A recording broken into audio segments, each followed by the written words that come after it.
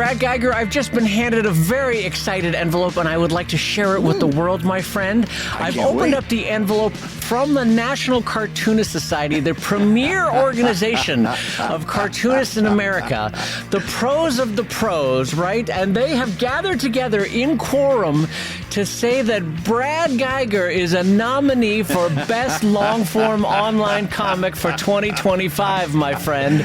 I am so excited. Thank you. Thank you so much. I could not be more chuffed that my friend Brad Geiger is an online long-form nominee this year. That's going to make the NCS meeting all the more fun because Brad gets to have the little badge on his, or the little flyer on his badge. What would you call it? Flag on his badge? Ribbon. It's That's a little the word I'm looking for. ribbon, yeah. A little ribbon on his badge that says nominee. So then when Jim Davis is holding a scotch and turns around and sees Brad Geiger's nameplate, he's going to be like, oh, hey, a nominee. Yeah, look at this guy. I'm talking to a nominee. It's going to make it so fun. And also this is now your third time. Yes. By the way, congratulations, a third time nominee. I'm so excited. And nominated in a really in a category with some people whose work I've respected for a long time. Steve Conley, who does a comic called The Middle Age, and Katie Cook, whose work I've loved for years and years and years. It's really nice to see my name alongside of people who are doing some of the best work in online comics. And very well deserved for all three of you. I'm going to reserve my greatest joy for my friend, and I want people to know that I'm going to walk around like a proud papa. All NCS be like, I'm with him. Oh, that's the guy for me. And also, I'm going to try to stand close to you because anytime there's free drinks bought, I'm gonna be right there, being like, well, I'd like a free drink too. Yeah. Can I get one of those free drinks? Like, get out of here. You're not a nominee. And then Brad kicks me out of the room. So I'm so excited though. This is it just makes the weekend more fun, doesn't it? When you're a nominee. Yeah. Oh no, it really does. I got to tell you. I mean, you said you get the little ribbon, and you're right. It is nice. As silly as that is, it's nice to walk around and then people come up and say, "Oh yeah, you're nominated" and everything. And it is a real exciting moment to get nominated. I was really surprised to see my name on the list. I got the email and I slowly started scrolling down and I'm like, all right, now listen, maybe this isn't the year of Brad. It's okay. It's okay if it's not. And then I was truly surprised to see my face staring back at me in the little updates. So it was great. It was great. I'm excited. So this has been the 3 out of 4 years you've been nominated, right? Yeah. Or is that, do I have that right? I hadn't thought of it that way, but yeah, you're absolutely right. Because I had back-to-back and then I skipped last year and then I was nominated this year. It's a great time to be Brad Geiger. Oh, Not only are you producing your best work, you're being recognized for it. I love this for you. This is delightful. This is great. I had just got done doing an interview with my niece who's going to college, and she had to do, listen to this, Dave, an interview with somebody at an older stage in their life. Oh, so she immediately called her Uncle Brad. She immediately called Uncle She said, who do I know that has sciatica? Oh, Brad Geiger. And the first question is, what was your a horse stage? and buggy like? Oh. You son of a gun. No, what was your favorite stage in life? And I think a lot of like the past tense was, kind of raised my eyebrow, and I'm like, it's now. It's right now. This is the best part. This is great. The 20s, my 20s were nothing to write home about. I hadn't met your aunt until I was practically 30. I wouldn't go back to my 20s for nothing. And 30s were great, but my work wasn't great. And my 40s, it was getting there. Right now, I said, I'm doing the kind of work that I really feel proud of. I wouldn't trade being 57 for nothing. You know what? I wouldn't jump to any other point in my life or my career. I'm so happy with where I am right now. So, yeah. Well, let me ask you this. So, as you're happy with where you are in your career right now, this is a genuine question. Would you like to win the Silver Reuben Award, Brad, one of these years? Listen, Dave, does that have meaning to you? Listen, Dave, it's just an honor just to be nominated. Yes, I want to he win that fucking award. As he licks his lips. That was the most painful licking of lips as you've said it. Yes, Dave, I'm so happy to be nominated. I'm like anybody else. I would like to have that. Sure. I don't need a whole wall full of them, but I would like to have one sitting on my wall. I'll tell you who has a whole wall full of them. Chuck Dillon probably has a whole wall full of them at this point. He could wallpaper a whole room with those. I feel like every year that we go to the Rubens, Chuck's walking away with 3 of these babies, and I'm like, I just want one, Chuck. Can I just scratch your name out of one of those and write Dave Kelly every year over it? Chuck comes back, he's got bigger and bigger arms, and it's from hoisting all of those trophies around every year. So, okay, let me ask you a follow-up question. So now next year's book, so now this will be the 3rd time you have been Silver Reuben nominated. Yeah. You have been nominated for the Eisner Awards. You have won the Ringo Award. Yeah. I love, by the way, just listing out all the great things, all the accomplishments you have. You notice I'm not interrupting for once I know. in once You're of our sitting partnership. You're No sitting interrupting. back. Your spine is straightening a little bit more. It's great. At least I'm assuming that's your spine. No, that's it's my spine. Well, on that note of huge congratulations to my well-deserved friend Brad Geiger, I'm going to say hello, everybody, and welcome to Comic Lab, the show about making comics and making a living from comics. I'm Brad Geiger, the author of the Webcomics Handbook and the creator of Evil Inc. And I'm his pal Dave Kellett, cartoonist of Drive and Sheldon and co-director of the comics documentary Stripped. And this week's Hour of Comics Advice is made possible by your support at patreon.com/comiclab. So Dave, let's talk comics. Let's talk comics, my friend. So now you have these 3 awards that have very rightfully given you a feather in your cap. Do you put them on your books anywhere, like either on the front of your book or maybe on the author bio of your book? What do you do? So we were having this conversation earlier, and but when the Hugo nomination came up, which you are very also rightfully and well-deservedly nominated for this year. And one of the things I said was, you got to put that Hugo nomination on your book. And we got talking, do you or don't you? So here's my answer. When I was nominated, didn't win, by the way, nominated for the Eisner, that was in 2007. Here's the cover of the very next Evil Inc. book, Volume 3. What do you see there? Eisner Award nominee, Best Digital Comic. That's Evil Inc. Annual Report, Volume 3 in 2008.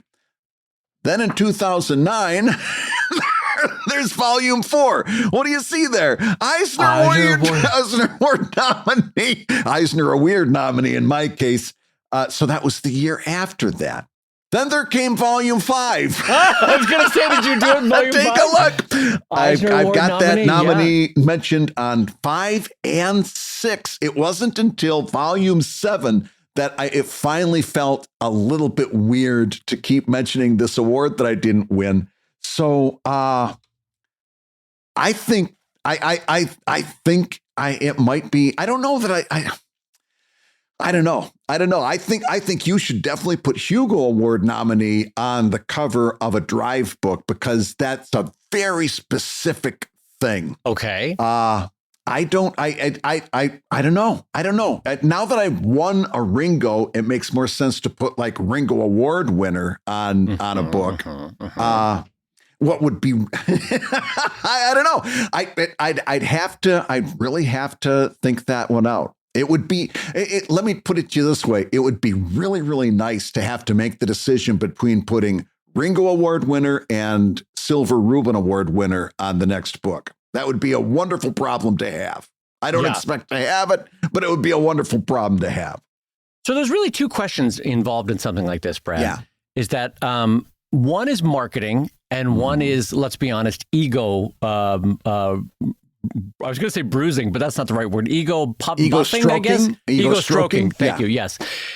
Speaking of your spine. So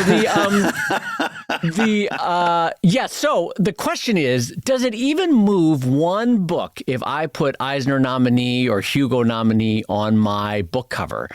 Does it even move one book? Like, that's really why you would do it, right? Mm-hmm. Or at least you would help nudge someone towards the decision of buying the book, I guess is a better way of saying it.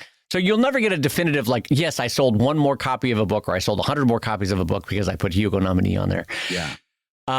So again, this kind of goes back to where Brad and I talk about awards before, is that they help. Of course they help. Yes, they're wonderful and they're nice, but they don't really change the trajectory of your career, I don't think, Brad, right? Over the long term, no, because we've known a lot of people that are big award winners and their career hasn't had that same trajectory, right? And we've known people who have done amazing work and just never do the kind of work that gets awards. That's another truism that I've seen. And but I will argue that, especially on a book cover, putting Hugo Award nominated on the cover of your next book is a big must, because it immediately puts a filter on anybody that's opening up that book for the first time, in that they're not sit there saying, I wonder if this book is any good.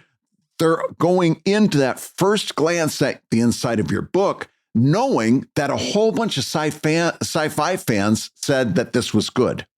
Right. So it has an imprimatur of quality. An imprimatur. Oh my goodness. We nominees anytime I can get an imprimatur, that's I'd pay extra for that. An imprimatur. $20, same as downtown. I've heard the joke too.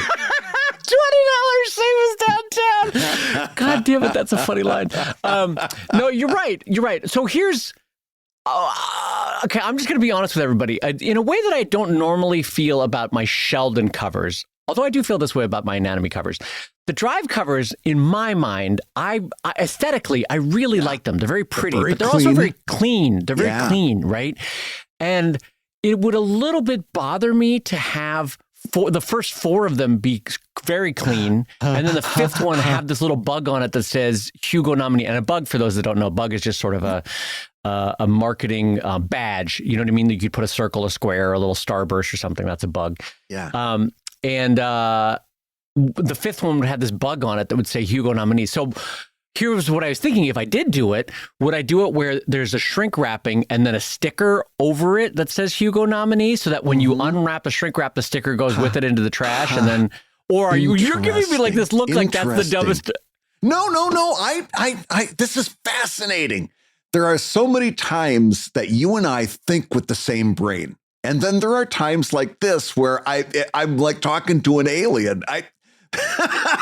Because you're you should be screaming this from the rooftops and proudly putting it on everything, I just right? showed you 4 different books. That's true, you did. 4 different books. And I don't think I necessarily did a book a year. That might be over 5 or 6 years. That there might have been a year that there wasn't a book.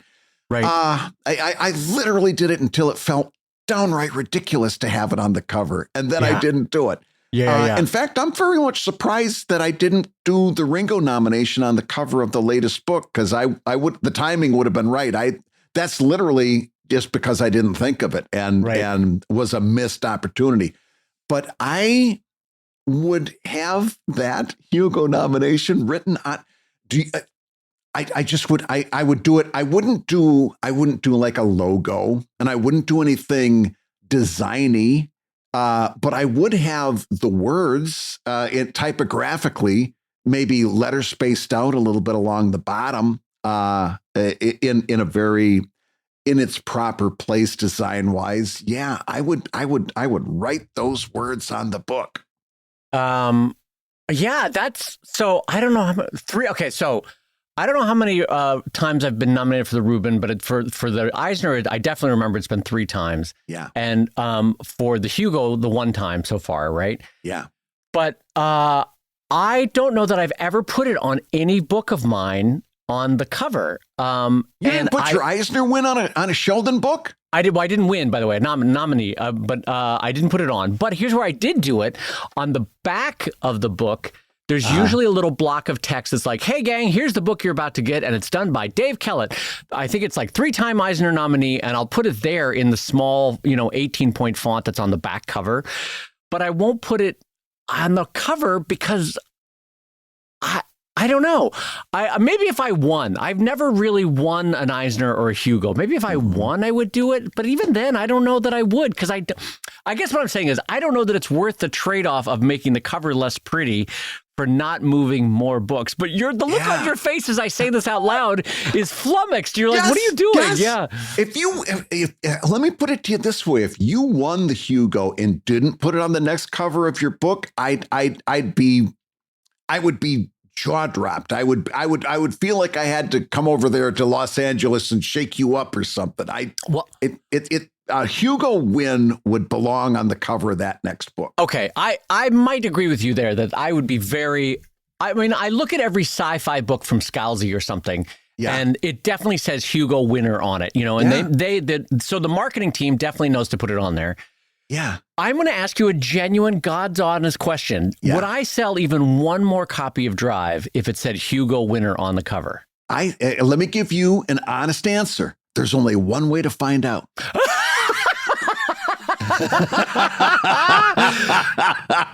So this is me working it out publicly. I don't know that it would move even one more copy, and I'm partially yes, it would. You think it would? You think it would? You think it would sell? Two reasons.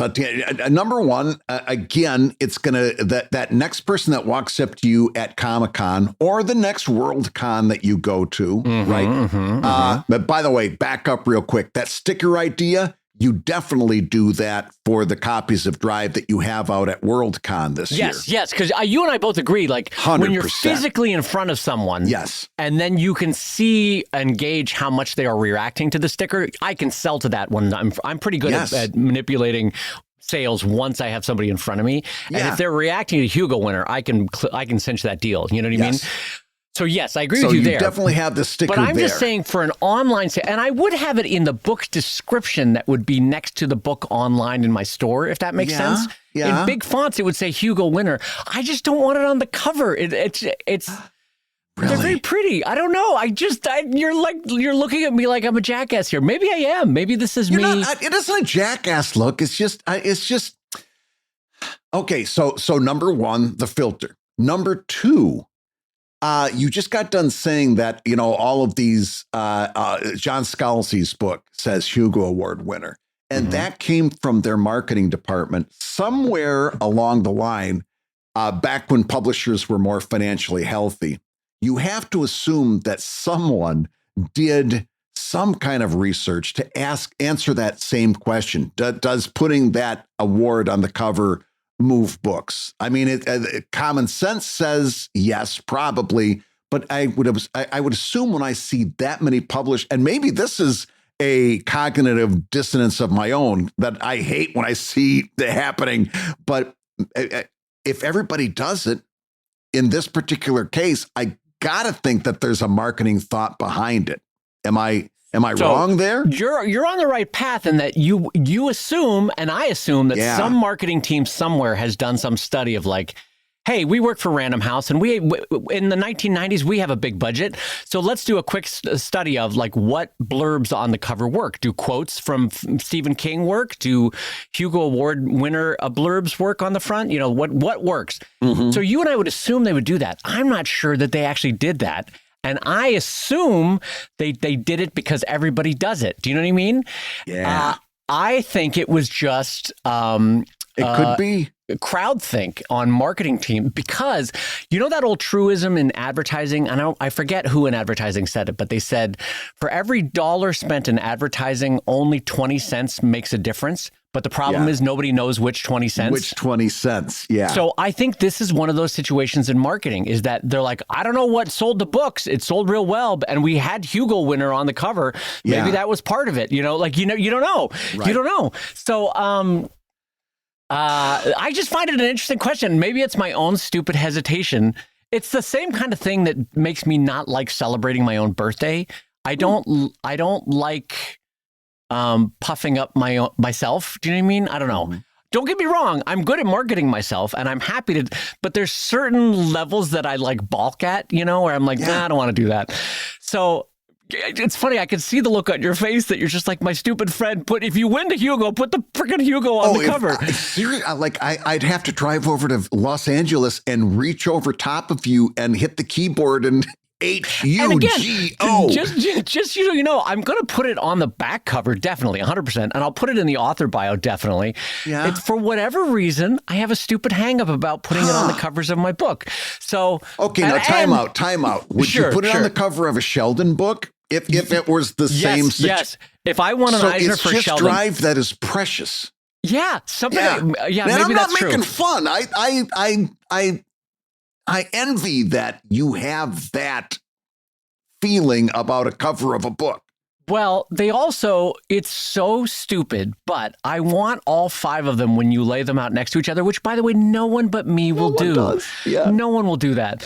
When you lay all 5, I want them all to be like in a family, you know? And so if 4 of them don't have a bug and the 5th one says Hugo winner or Hugo nominee on it, I'd be like, no, I don't like that. That's a little stupid.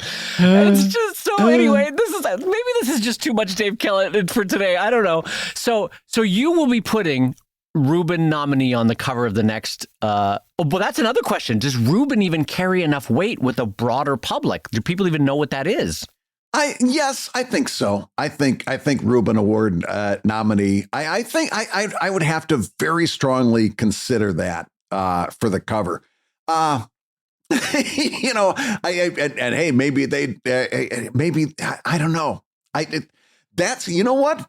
This is another case of Brad Geiger finds other people's problems so easy to solve and his own problems to be so complex. Because I don't know, but a win, it's a stone cold lock. I would put a win on. And I'm a little bit, having looked back, I'm a little bit disgusted with myself for not putting the Ringo Award win on the latest book, because I think that was a missed opportunity. I think the more I think about it, the more I'm kind of getting upset at myself. I will say this, because I actually think that this is more official and cooler looking than me just using a font saying Eisner nominee. I don't know if you know this, but Jackie Estrada, I asked her once, she's the former administrator of the Eisner Awards. And I said, hey, am I allowed to use the official badging of the Eisner Awards and say Eisner Award nominee? And she said, oh yeah, here. And she mailed me 200 Eisner silver stickers that said Eisner Award nominee. Wow. And I was like, oh, wow, thanks, Jackie. And so then at Comic-Con specifically, I would put them on the spot, not the spot UV. What am I trying to say? The shrink wrap. I would put the stickers, because at San Diego Comic-Con, it makes a difference, right? Yes.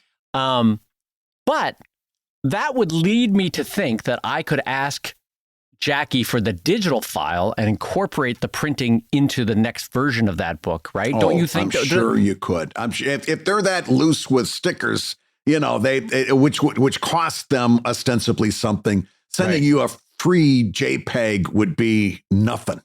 So that then raises the question, on the cover of a Brad Geiger book, would it be cool to have 3 badges that said Eisner nominee, Ringo nominee, and what was the other one? Reuben. Eisner, Reuben nominee. Have the 3 of them on there. Would an actual badge look cooler, like in a little box down in the bottom corner or upper right corner? It kind of would.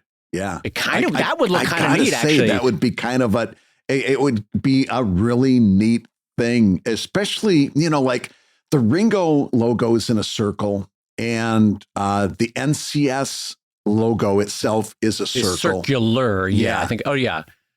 And you just put that Eisner E inside of a circle. You could make them all kind of homogenous. You know, like you know, the same way people do Twitter, Facebook, and Instagram. Right. And you do the little bink, bink, bink. Well, the way I was thinking about it, you could do it in the old Marvel DC style in the upper left corner. You could do an imprimatur of your printer and then the little box below that has bink, bink, bink, all 3 of the logos. I like that too. I mean, that too. To me seems cool. This is so weird though, because now I'm like, oh yeah, that's neat, but I wouldn't put it on Drive. So I love it for you, but I think it would work really well on an Evil Ink, because it's also supervillains, and so like that works really well as a format. Yeah. This is clearly me having some weird psychological hang up about this very specific weird subset of being nominated or winning an award. I don't know. Maybe there's something wrong with me on that front. I don't know. It would be easy to dismiss this as imposter syndrome, but I think even deeper, it really is that you've got a creative vision for these covers, and I respect that. And even something positive, something that's very, very happy, is not going to break you from your vision. Well, thank you for that, because Drive is the first cover series that I've really tried to have sort of a system, if that makes sense. Mm-hmm. There's always the curvature of a planet at the bottom. There's always the logo at the bottom. There's always the movie style characters posed around, like kind of a 70s, 80s painted movie poster kind of a look. Yeah. And in the French style, I put my name at the top, which I always kind of liked. I never understood why Americans wanted to bury it. It's because Marvel and DC owned it. That's why they buried the names. Yep. But the French are always like, no, the author should be primary and it should be up at the top. So, yes, I'm very specific about those covers in a way that I was never specific about Sheldon. Yeah.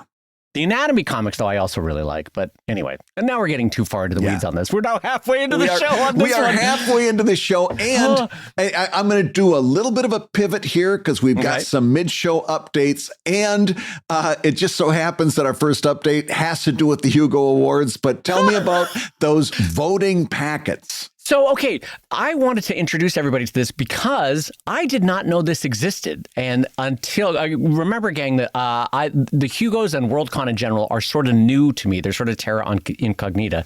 I've done San Diego Comic-Con for 26 years, again, 3 times through the Eisner system. So I know that, but the Hugos are new to me. Anyway, Brad, one of the things that Hugos do, and I guess John Scalzi started this about 10, 15 years ago, is they do something called a voter packet, where when you are a voting member of Worldcon, and that's anybody that's attending virtually or physically, or even just a supporting member at the $50 level, and that will come into play in a second here, you get an entire download of hundreds of dollars of digital ebooks, right? Yeah.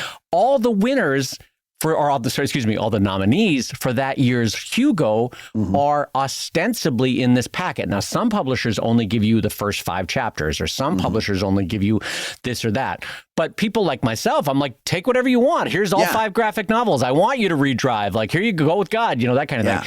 So I just want to let everybody know that if you like sci-fi, and I know Brad doesn't, but if you like sci-fi, I just want to throw Brad under the bus there.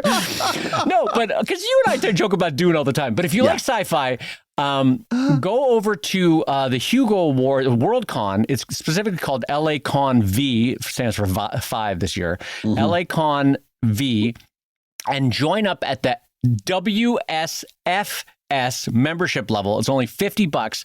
And you get hundreds of dollars worth, a lot of years reading worth of free ebooks in that packet. So I just want to let people know that's my update for today, is that it actually is a really good value, and I'm super down with it.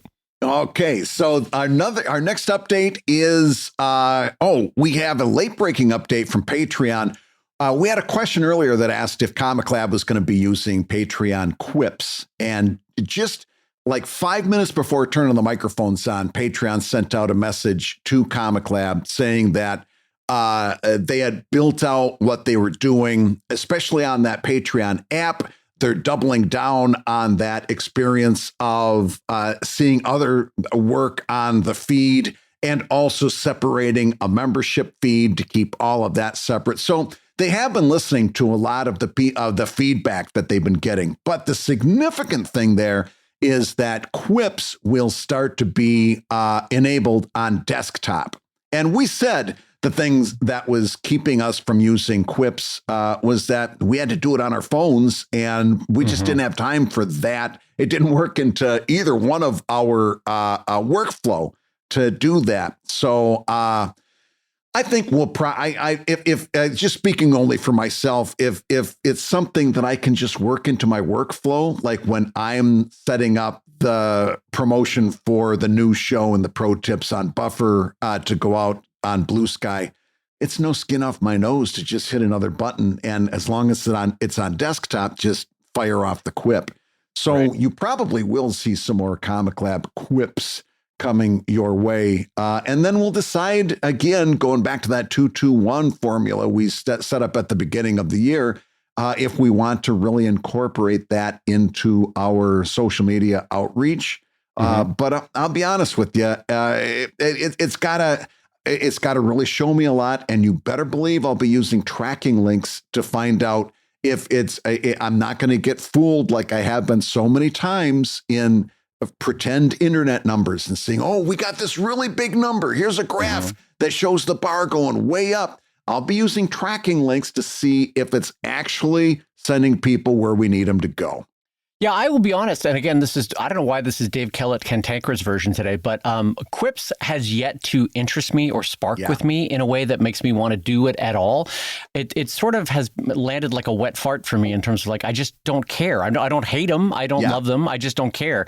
So I will watch, much like Emperor Palpatine, Brad, I will watch your career with great interest and see if your use of Quips works. And if you suddenly report back like, holy hell, these things are working. Yeah. To me, Quips are, for those that are not familiar, are the sort of micro-blogging version of what a Patreon post is, which is more like a blog post. So it's very equivalent to Substack's version of they've got their blog post, they've got their micro-blogging.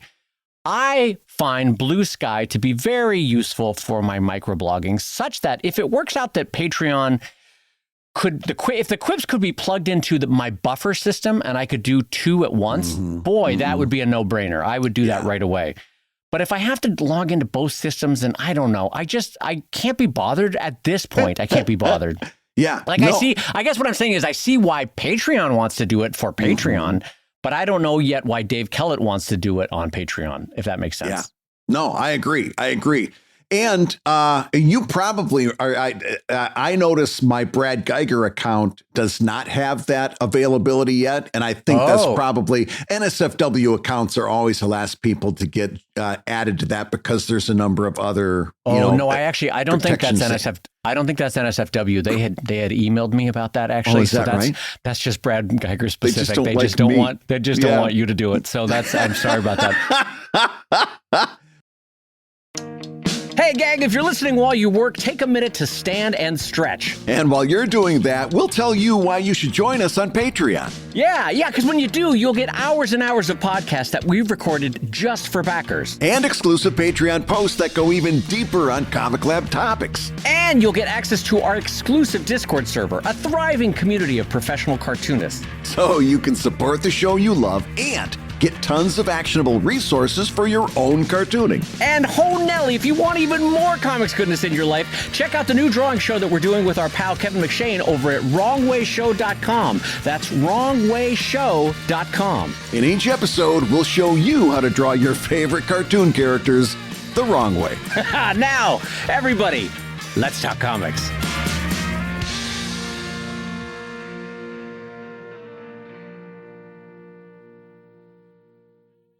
All right. Well, I'm going to jump us into our question for the show here. This is coming in over at patreon.com/comiclab, where folks are running, walking to join that fantastic community of folks, especially over at that Discord server, which has happened. I'm going to jump into the question that says, Brad and Dave, do you guys have sets built, either fully drawn out or modeled for your comics worlds? I remember Dave saying something about the ships in Drive being modeled in 3D, and Brad having used models in the past for something.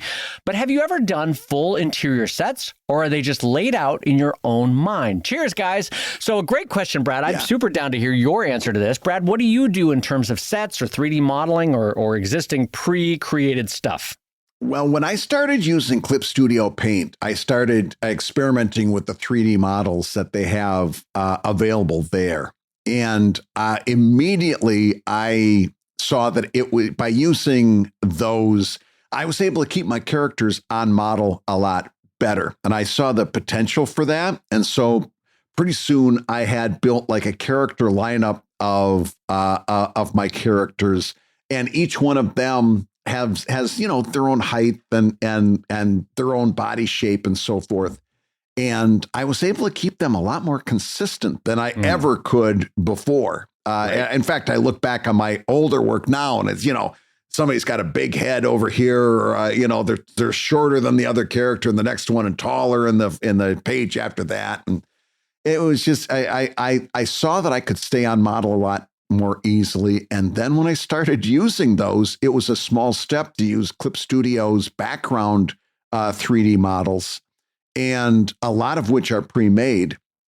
And I got so into that now a lot of my prep work, my penciling, if you will, starts with setting up those 3D models. And yes, I have the entire Evil Inc. Office laid out, everybody's desks, all of the computers on the desks, the filing cabinets in the background. And I was able, that one, I think I went and bought. I was going to hire someone to do it, but they weren't able to do it. And I needed to kind of move rather quickly. Mm-hmm. And so I went to a place that you could buy like basically Blender models, and then you can take those and import them quite easily into Clip Studio Paint. And I, boom, put together an entire office of Evil Inc., including a break room that I had gotten separately that now fits into one corner.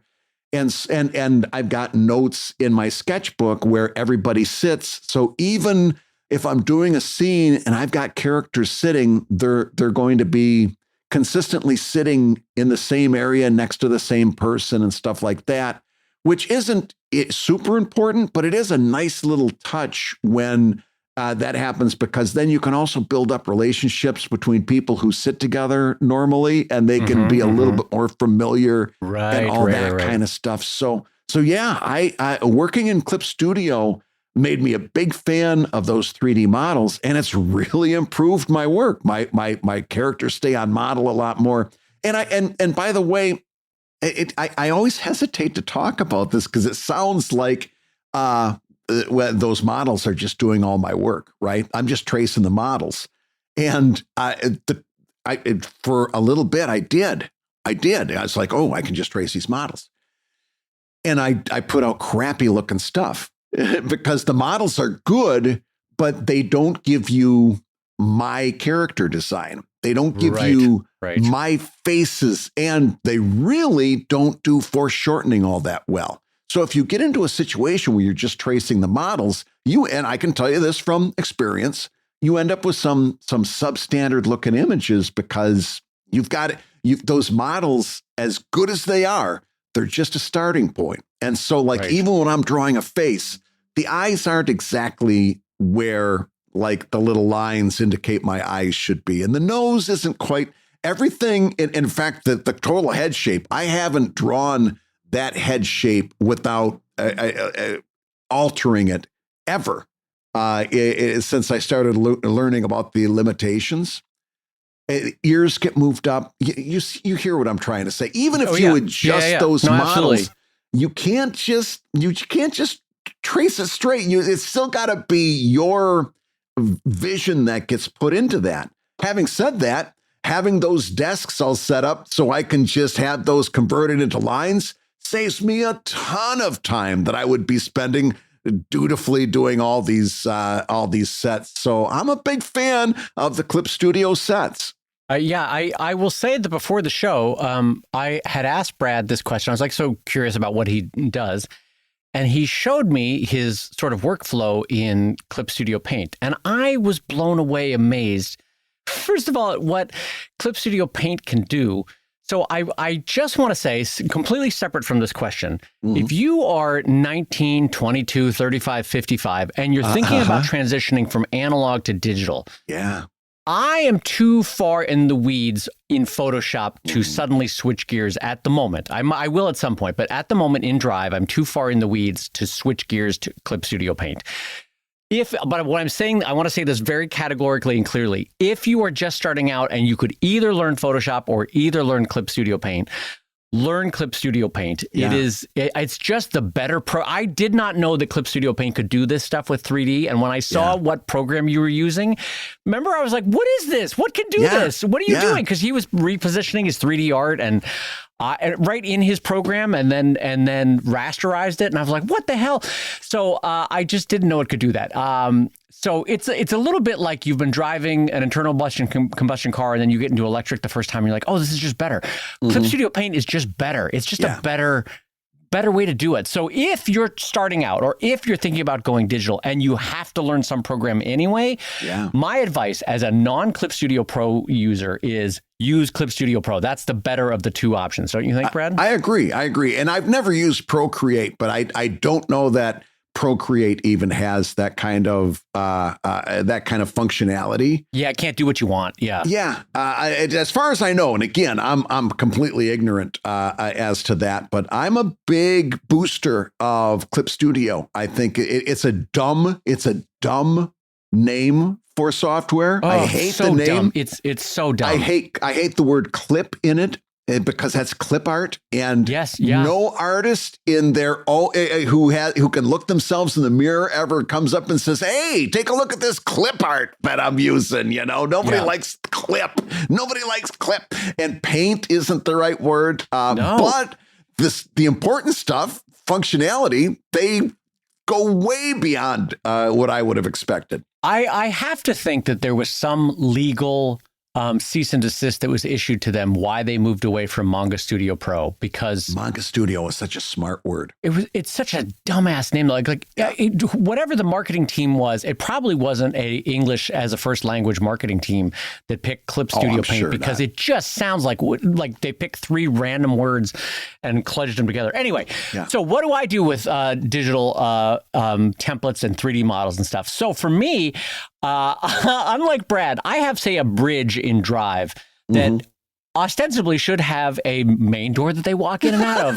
a couple of desks that they work at, a couple of computer stations that they work at, a screen that maybe people come up on Star Trek style where they can talk. I put it where I need to put it. If somebody needs to be on the right this time, now, hey, the computer's over here. Yeah. If the door if they need to exit stage right, guess what, Brad? That's where the door's always been. It's over here on stage right. And so what's helpful to me about Drive versus Brad's Evil Ink is that in my interiors are a little bit more iconic than realistic. They're a little bit more blank wall, if you know what I mean, behind you, a little bit more Shakespearean black box theater. So where you're sort of the theater of the mind, if you know what that is, where you're creating the space with what you say and what you do rather than the props that you have. Yeah. So Brad does a far better job of painting the world for you. Like, now you're in a break room and look, there's a candy machine in the background. And oh, hey, by the way, here's a building out the window that we saw 2 chapters ago that we had that fight at. Brad's far better at that. I don't do that. But I will say this, and this is largely thanks to, and 100% thanks to my readership, is that I have drawn these Drive ships, and some of them are really cool. And I built my favorite one ever, and I think I told people on this show how I did it, is that I built it in Lego with really specific weird Lego parts. Brad has seen it. I think I held it up for him on FaceTime one time. I built it in Lego and then recreated it after posing it a few different ways, just in line art, right? And so, but that Lego ship was the basis of it because it helped me position it in my mind of like, no, I want the camera down here. I want it closer. Yeah. And or I want it to be a half mile away from the ship. So we'll pull the camera away from it. So that was really helpful for me. But then what happened, Brad, is I built all these ships in line art. Readers then built them with 3D models in ways that I don't know how to do. I don't know how to build it. I barely know how to position it in the dang software they tell me to use. Like, okay, bring this into Blender and then do this. And I'm like, messing up how to fly around it. But then what I'll do is I'll just draw over it. And I've learned, even though the programs that I use could turn it into vector or raster line, I've learned that it looks too clean, and I don't know if you've had this, Brad, where it looks too clean and too perfect if I let the program do it. It's so much better if I let Dave Kellett's hand draw over it, because then it fits into the world that, and the honest to God truth, gang, is imperfections make it Dave Kellett. If it's perfect, it doesn't look like I drew it. It looks like vector. It looks like raster or perfectly done raster. So it's got to have imperfections and mess ups and kludges. And so that's what I do, Brad. That's the world that I operate with 3D models. Yeah, that's a great way. And that's, by the way, perfectly great way to do it. And it gives you good results that you're proud of. And it ends up with the Hugo nomination on the other end. So know that you're doing listen to well. A Hugo nomination that you don't put on the cover. So that's that. But then I also do this, gang. I've learned, kind of like Brad, I don't have 3D models for my characters. But what I do have is digital files with like 80 layers on it that have a lot of versions of how I've drawn Nosh in the past. So if I need to remember how do I draw Nosh from behind, but at a slight bird's eye view angle, I have that saved in a file, right? And then I can be like, oh, right. So the eye goes over here. And that way it stays on model a little bit, if you know what I mean, Brad? Yeah. No, that's become like more and more important, especially as I look over my work, is I needed help in that regard. And so these 3D models for me really helped me do that because I could, especially sometimes, you're working your way to the end of a page and you've done a certain number of panels and you're just kind of at some point your concentration is 100%. And I can see that happening in some of my older work, and it happens a lot less noticeably now because I've got those models keeping me honest with my characters, and it was a long process of overcorrecting and undercorrecting and thinking I could trust the model and now realizing that the model only gets me so far. Right. And then also not getting lazy in that, relying too much on the models and not letting it become clip art, Yeah. Because there are times that I can't find what I need in a 3D model. And I go back to drawing it the way I would have drawn it before. And that's where you go into whether if I want to keep that 3D model, I can build up a certain number of things with primitives, which are just like cubes and spheres and planes. And you can build things up that way. Sure. There's a whole nother software to Clip Studio that just you could be able to build these things. I've never figured out how to use it. And I think it's kind of beyond me at this point. But also, as long as we're having this conversation, back before I switched to 3D models, I had a whole bunch of photos that I would use for like a photo reference. So I had like photos of an office or photos of like the interior of somebody's office. And that way I could use that to keep me from kind of hallucinating items in the room and stuff like that. So and all of which, by the way, I'm always a little reticent to speak of because, like we said earlier, sometimes it sounds like a cheat.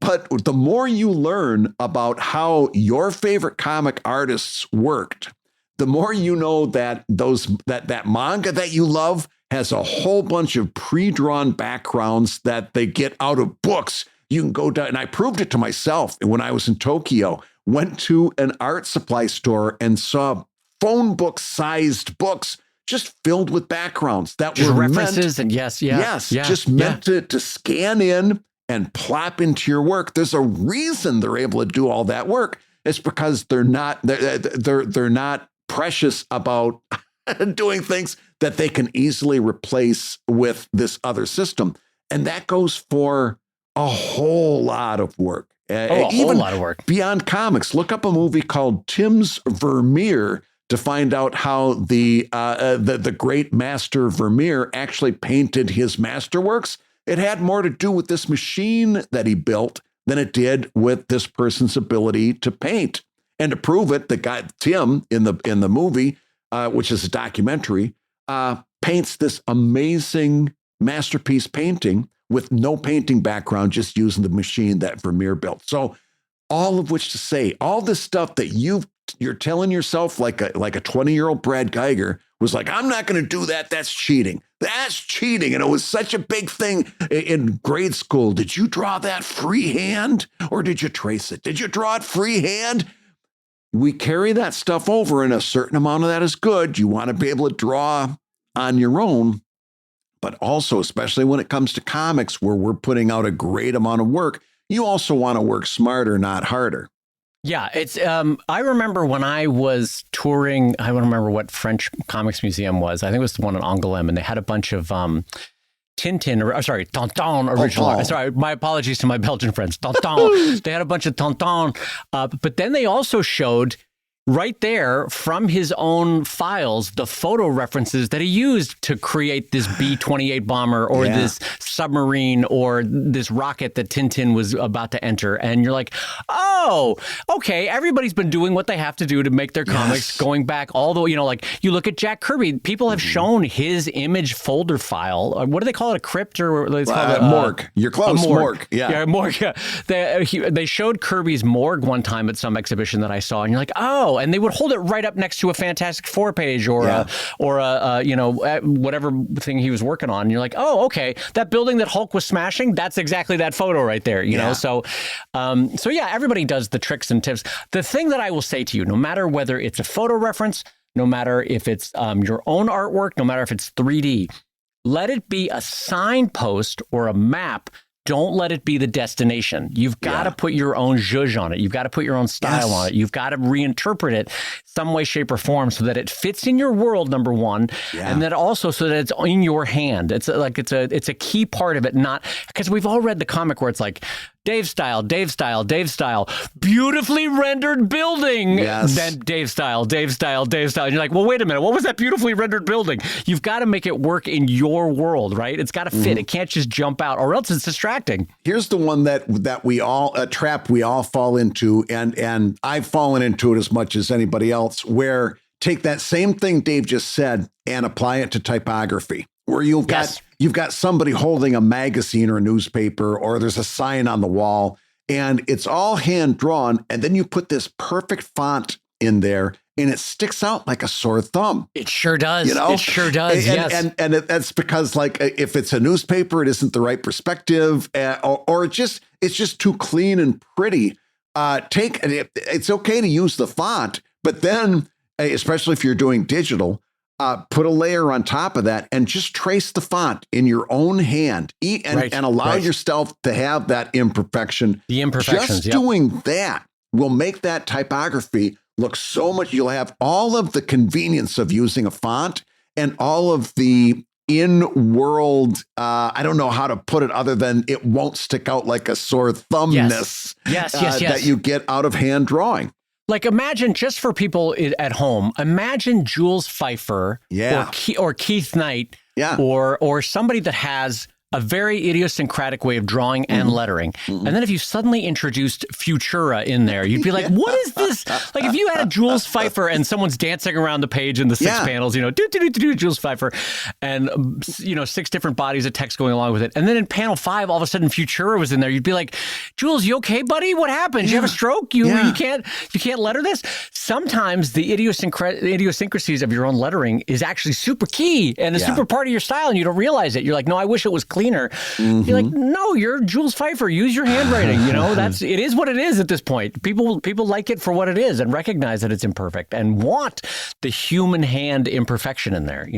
If you have any doubts about what my friend just said, just go look at Dave's work in Sheldon or in his Anatomy series. Look how imperfect it is. No, look at how much emotion comes through your typography. There's a lot of stuff that you do with that typography that's so evocative, and there's a lot of jokes that land extra hard because of the way that you've done the typography that you could have never done digitally. I will say, thank you. I will say this. I love the way the Sheldon lettering comes out. And I kind of Drive is done digitally. It's done with a font called Heavy Metal that I love, which is fine. But Drive is also more in the spectrum of analog to digital. It looks more digital, so the font doesn't contrast as much, if you know what I mean, right, Brad? But there are many times that I wish I had the energy and the verve that Sheldon's hand-drawn lettering gives me. But dear God, do I love the flexibility of a digital presentation in Drive in terms of, like, as I've said before on the show, I'm constantly editing and rewriting even as I'm drawing. And I'm constantly editing and rewriting and moving lettering even as I'm finishing up the panel, literally right then. So it's like nudge, nudge, nudge, nudge, nudge, nudge, nudge, nudge, nudge. You're moving Brad does it too, I'm sure. So for the process on Drive, I need it to be digital, but I will be honest that I do miss the energy that Sheldon's hand-drawn lettering gives me. Heavy Metal, is that a Comicraft font or a Blambot font? I'm going to nod and smile because I don't remember. Okay. It's spelled, if anyone, well, no, I don't want to spell it because I don't want anybody else to use it. I love my font. I wanted to, no, you can. It's my only thought was it's Heavy, but then it's spelled Mettle. That's the font I use. Okay, heavy. I'm going to be generous. I'm going to be metal. generous and share. But if you use it, I'm going to be very mad at you. No, I was just curious whether it was based on the lettering from Heavy Metal magazine. Oh, Metal Hurlant or whatever, Brad. Let's use it right, Brad. If I can say tonton, you can say Metal Hurlant, Brad. Come on. All I know is that I get a certain giddy juvenile giggle thinking of the content of Heavy Metal magazine and the content of Drive and the fact that you're using heavy metal typography. Listen, if you look closely at how Nosh is drawn, there's some cans there. That's really... I can die happy now. I made Dave use the word cans. I just need to put him in a metal bra or whatever it was the Princess Leia wore. Yeah. And there we go. A Red Sonja chain metal bikini. Red Sonja. That's what I should have went with that joke. Yeah, it's funny how, it's funny that magazine. Anyway, it's very specific, and for those that haven't read it, what a tremendous tour de force that one is in terms of art style for the French. So if you're coming from an English-speaking world and have not flipped through a Metal Hurlant or a Heavy Metal, you really should. It's quite impressive what the artists bring to those. Those are great. Yeah, great stuff. And speaking of heavy. This show's getting a little bit heavy because we've poured all of almost an hour into it. We're going to have to get out of here and get back to our own drawing boards, which means it's time for me to say, you've been listening to Comic Lab, the show about making comics and making a living in comics. Your hosts have been my friend Brad Geiger, the Eisner nominated, the Ringo nominated, and now this week for the third time in 4 years, the Silver Rubin nominated editor of webcomics.com and creator of Evil Inc. at evilcomic.com. And my friend, the Hugo nominated, Eisner nominated, NCS Rubin nominated, Dave Kellett, co-director of the comics documentary Stripped, and the cartoonist of Sheldon at sheldoncomics.com and Drive at drivecomic.com. And the Comic Lab theme song is used with permission from Andy Creighton at theworldrecord.net. And this episode was edited by the ever-wonderful, ever-whimsical Matt Woodard of Woodsong Productions over at www.woodsong.media. If you love Comic Lab, you can rate and review the show on Apple Podcasts, and you may hear your review featured on a future episode. And don't forget to give us a 1, 2, 3, 4, 5-star review on Spotify, where we are burning up the podcast charts. I just went to Morning Drive Time FM DJ there, and it felt great. Oh, Brad, I love it.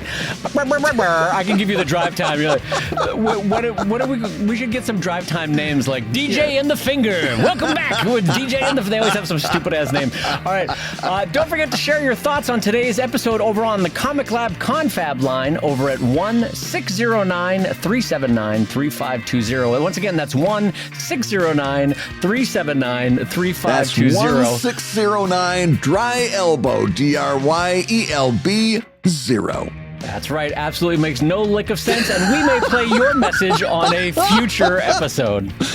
Make plans to see Comic Lab live at the NCS Conference and Rubin Awards August 6th through the 8th in Columbus, Ohio. We just finalized our guest list. We'll be announcing that formally later, but man, you are gonna want to make plans to go. Go to nationalcartoonists.com for details. And Comic Lab is made possible by your support at patreon.com/comiclab. So I will go ahead and say that twice. Patreon.com/Rubin nominated.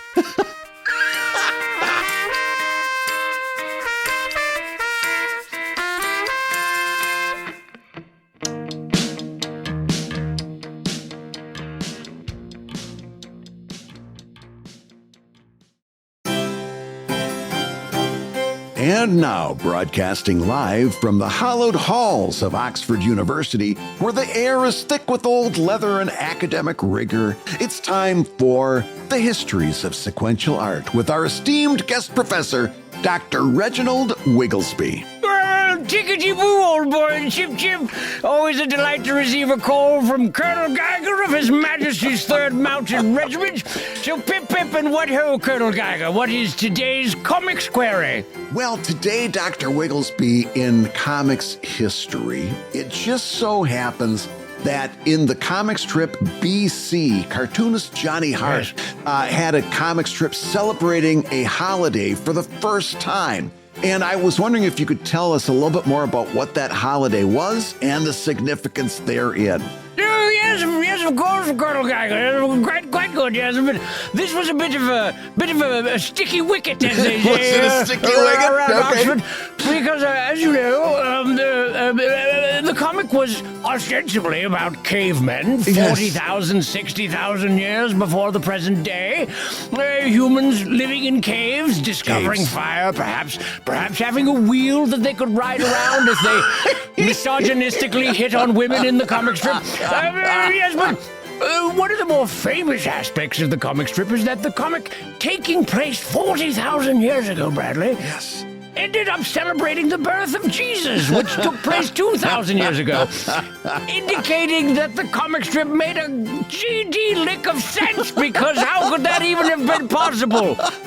So which do you think was the bigger problem, that or the fact that there were dinosaurs also in the strip? I'll be honest, the whole thing was a bit of hard cheese, old boy. A bit of hard cheese. Not a lick of sense, the whole thing.